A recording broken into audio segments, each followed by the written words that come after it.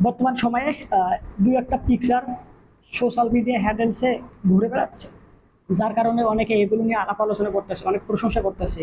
প্রশংসাটা কিরকম, এখানে যে পিকচারগুলো আপলোড দেওয়া হয়েছে দেখতে পাচ্ছি আমরা, সেটা হচ্ছে কেউ বলে বিপ্লবী, কেউ বলে ডাকাত নামে যে জিতের সিনেমা আসতে যাচ্ছে 2026-এ।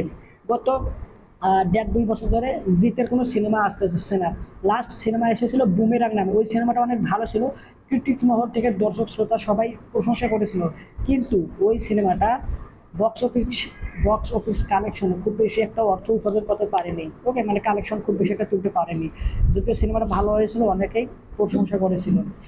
যার প্রেক্ষাপটে বর্তমান সময়ে জিৎ নিজের যে সিনেমা বর্তমান নির্মাণ করবে, কেউ বলে বিপ্লবী, কেউ বলে ডাকাত, এই সিনেমাটার মধ্যে খুব বেশি পরিমাণে হার্ট আউট করতেছে। এর আগে একটা প্রথম প্রমোশনাল ক্লিপস বা ভিডিও ক্লিপস তারা ড্রপ করেছিল, ওখানে আমরা দেখতে পাচ্ছিলাম সুপারস্টার জিতকে লাঠি চালানো শিখতে, এর পাশাপাশি তাকে যে মেকআপ দেওয়া হয়েছে ডাকাতের মতো করে তুলে ধরা হয়েছে।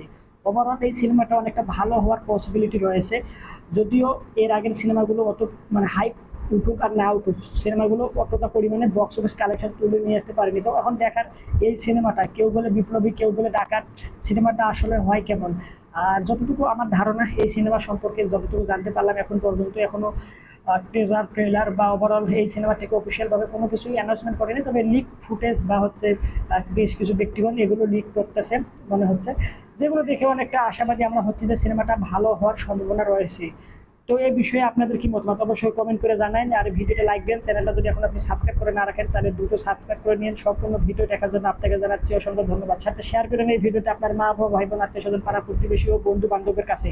Thanks you, very good and by.